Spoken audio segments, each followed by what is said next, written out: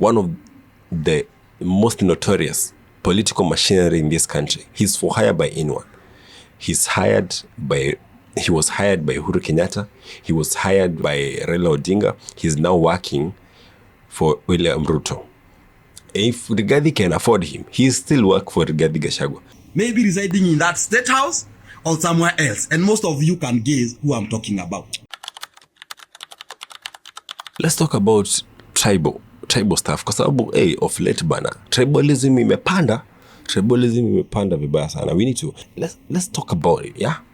Of course, a lot of changes have happened in the leadership of the House committees, very major and strategic House committees. And it was expected because, of course, there is this bread-based government that has been formed and the handshake has happened between El Chapo and Babafua. And so what is happening now? El Chapo and Babafua is crazy. Let's not ignore that. El Chapo and Babafua is a crazy combo. We are seeing loyalists of Babafua now taking up the leadership of the House committees as is within their right, because of course there's something they have brought to this partnership and it's understandable. The hypocrisy that I want to speak out against is this thing of going to crowds and saying tumeshikana ndio tutoe ukabila. Hapana, ukabila ndio ina play kabisa.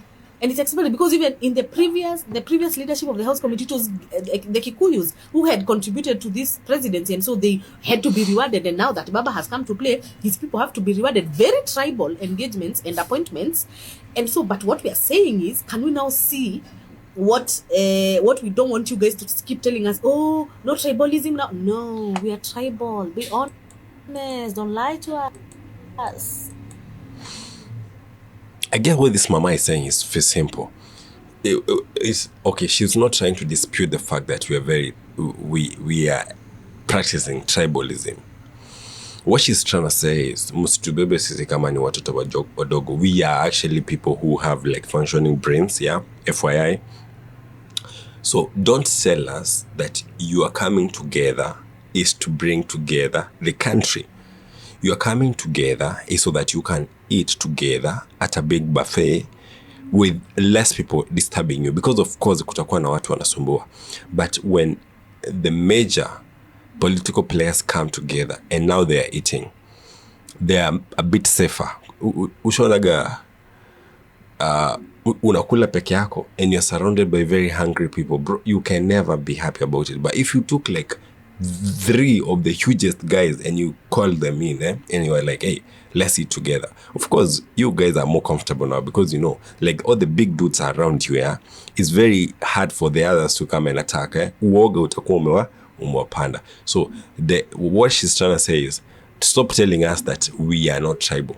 Stop telling us that you're coming together as a people so that we can be less tribal. You come together so that you can eat properly. So, I have gotten a lot of this in my inboxes. Kenya is not a colony of Kikuyus. And the people who are sending me this, they are telling me, Maju is call out. FYI, this video is made by Mutahingunyi, one of the most notorious political machinery in this country. He's for hire by anyone. He was hired by Uhuru Kenyatta. He was hired by Raila Odinga. He's now working for William Ruto. If Rigathi can afford him, he still work for Rigathi Gachagua. Never, ever listen to this dude. He's like one of the worst people to ever listen to because he does not have a stand. I'd rather listen to Herman Manyora 100,000 times because the guy has been so consistent. He's supposed to Raila Odinga. But this guy, bro, he's like a real chameleon, bro. He'll just change with where the money is. He's just like Baba, bro. The state house, call out the president, call out the government for pushing this narrative. Lakini nimewauliza, who do you think is the executive producer of this content? Who do you think is distributing this content? The executive producer, for those who knows, is none other than a Kikuyu. The distributors of these contents are none other than Kikuyus. Maybe residing in that state house or somewhere else. And most of you can guess who I'm talking about. Bro. I'm saying this because this is not about Kikuyus. That's why the executive producers and the distributors are Kikuyus. This is a narrative, my friend, to take Kenyans back to their tribal cocoons. I told you when the Gen Z happened and they said that they were tribeless, that thing was pushing older politicians out of their trade. This is something that they have traded with Kenyans. They don't believe in saying these things. It is their trade. That's why every day nowadays, all the older politicians when they are talking, they are saying, watajua Kenya si ya kabila moja, watajua sisi we cannot be alienated, watajua kabila yetu imeingia kwa serikali, watajua kabila yetu, because it's a game that has been played for the last 60 years. To put Kenyans in tribal cocoons so that we can have kingpins, watu ambao wanakula on behalf of their people, as their people suffer. Why do you think after every election we don't have an economic agenda? Like we are coming to make sure agriculture works. We are coming to make Kenya an IT country. Why do you think every time it's about tunaleta wa Kenya pamoja, tunaunganisha Kenya? Unaunganisha Kenya kama imewachana ama what usually happen? Tunataka kuunganisha Wakenya wote, tunataka kuunganisha even all the handshakes that have been happening, tunataka kuunganisha Wakenya, even the recent one, tunataka kuunganisha Wakenya. Ni wapi Wakenya hawakuwa wameungana? Because this is the trade of politicians. When Ruto is trading with akina Pastor Mwai, anaenda napea Mwai 20 million and another pledge of 100 million ataleta kanisa yake. Is Mwai a Kalenjin? He's not. But the same time he's doing that, there is Josephine Chebet in the streets of Nandi, huko Kapsabet, anajaribu kufundraise kwa Mvua, a form 4 student, fundraising kwa Mvua, apate pesa za shule na hawezi pata hata shilingi. Because the common enemy we as Kenyans we are having is poverty. But the parents and the relatives of Josephine Chebet, during election wanakuja waambiwe, shida si poverty. Shida ni Wakikuyu, tunapigana na watu wengine huko. Na Wakikuyu wataambiwa, sisi tunapigana na watu wengine huko. Tunapigana na watu wengine huko. Kwa hivyo mtupatie kura ndio tuende tupigane na wale. Na wale wanaambiwa mtupatie kura tuende tupigane na wale. It is a game.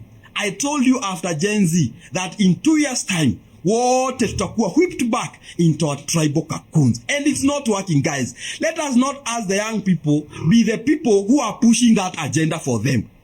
Tuache kujirudisha kwa sufuria ya kupikwa ile tumejaribu kutoka all the years.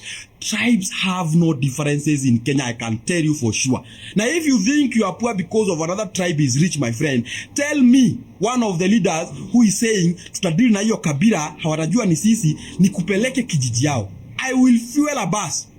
Kama ni Wakikuyu nitawapeleka one of the kijiji kwenye Ruto anatoka. Uniambie if those are the people, my friend, wenye mnaambiwa at they want to deal with you. My friend, you will feel pity. Na waambiaga hata mutafika huko Rudi Eldoret, uchukue unga upelekea ya watu. Because they are suffering even more than you. And wewe ukiwa maybe Nyanza unaambiwa Wakikuyu is their problem, my friend. Naweza chukua basi utoke Nyanza ukuje. Even some of the places like Kiharo yenye unasikia timendelea, my friend. Uende once.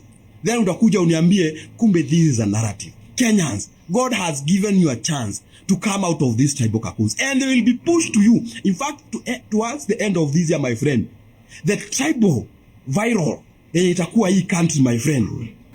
Utashangaa sana. Because the older politicians are determined to make sure Kenyans have gone back to their tribal cocoons so that they can be able to rule them. I'm telling you for free Kenyans, stop that nonsense. What,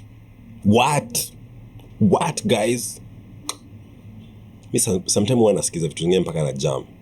You mean we have such people in this country? Watu wako na akili namna this, watu wako na such fluency and articulation of issues who are not leaders, bro. But we have people who has really stinking stuff in their heads who are actually our leaders, bro. Tulikosea wapi as a country? Where did we go wrong? As a country, tulikosea wapi? Imagining that we can have such a guy who is very well, who is articulating issues so well, but he's not in a position of power. Yes? But we have people who are very, akikichwa tu imejaa mavi, ndiko nataka kusema hivyo. You know, utter stupidity in the brain. That's what we have, Those people who have utter ni ujinga imejaa kwa kichwa. Those are our leaders. But we have people who can actually guide us towards the right direction, who are not leaders. And bro, I agree with him 100%, you know. We are being taken back there, bro. Even you and I, who are actually watching, we are going back there. We're feeling tribal. Tunaanza feel tribal. We're feeling certain way about other tribes. This narrative, bro, is so strong, and I don't know what we have to do, bro, but we really have to fight it because it's our only way of liberation. Let's listen to one more video, bro. Ai, nimependa vile jamaa anaongea bana. Sikia ingine. Unajua, some of you hamuelewi ukabila ni nini. Ukabila is a demon. Have you realized for the last 2 weeks, the issues that you used to talk, the issues that Kenyans used to articulate, zimeenda chini kabisa. Kenyans are no longer talking about the SHA. They are no longer talking about the education ilikuwa imeenda. They have not talked about venye Auditor General alikuwa anasema pesa taxes zimeibiwa. They are not talking about issues again. Mpaka huku social media sasa imebaki this tribe against this tribe. And you think you people, that thing is by default. It is by design. It has been designed that all of you, that is the road mtafuata. You will forget about issues. And I have told you, by this year, my friend, mtakuwa mmeforget about issues. Itakuwa tu kutukanana online. Hii kabila na hii kabila na hii kabila. If Kenyans will not be wise enough to unravel this game, my friend, we are going back to the mediocrity yenye tumejaribu kutoka for a very long time. These issues now, unaona ati mtu akiandika kitu, wachana Wajaruo, wachana wa Kikuyu, wachana Waluya, hatutatumia tena na hii kabila na hii kabila. We no longer talk about the issues that we used to talk 2 weeks ago. 3 weeks ago tulikuwa tunaongea issues. Ungeenda any social platform, kulikuwa na live jioni za kuongea issues. Sasa hizi jaribu ni hii kabila na hii kabila na hii kabila. It is by design. It is not by default that mmejikuta tu mnaongea hizo vitu. No, it is by design. It is designed that way. Na you are being fed that information. Ya hii kabila, sijui Kiambu kuna level hospitals ngapi, sijui Nyanza kuna level hospitals ngapi, kwani Nyamuoni, fungueni macho, hii kabila ndio shida. If we continue that load, I am telling you for free, at the end of this year, we are going back to the mediocrity. And it's okay. Because ukiambia Wakenya hivyo wasikii, they think they own this narrative ya hii kabila na hii kabila. You think you are a hero fighting for your tribe, but people are using you to fight the country called Kenya, and we'll all suffer the same fate as a community. But you think you are a hero from your community, you are fighting on behalf of your community. My friend, it is designed that way. Amjulizi mambo yote ya ukabila ilikuwa wapi 2 years ago? Where was it? Na imekuja tu sai at the right time. Kila mtu ni kabila. Sisi kabila yetu. Bro, mi nasikianga sijui Wajaka sijui nini. Bro, go to Wajaka, utapata kuna Wajaka wana ball. You know? Utapata kuna Wajaka wanateseka. Same as Kikuyu, utapata kuna Wakikuyu wana ball, wana do vibaya sana. Same as kuna Wakikuyu wanaumia hata wanalala njaa. Like, bro, it's time that we just wake the heck up, yeah? And just realize that our only problem is what we call poverty. Poverty, my American accent, bwana. Poverty is our main problem, and we've got to be able to fight poverty by all means necessary. We cannot be put into these tribal cocoons, bro. Please, I want to talk to this guy. This guy is called Chegema Juice. Bro, never get tired of enlightening the people on these issues, because these issues, bro, they are so foreign to us. We are made to feel like we are we are made to feel like we are heroes. Una feel like you are a hero for your country when you fight for your country. Kumbe, you're not a hero, bro. Kumbe, you're not a hero. Kumbe, you're just someone who is helping this old carcasses of political games to continue being in office, even though they are dead, even though their brains are dead and they have dead brain cells and they do not think properly. We're just helping them stay in power by using the same tool that our forefathers used to keep us in custody, in slavery. Bro, it's time we say no to this nonsense and actually we take action, yeah?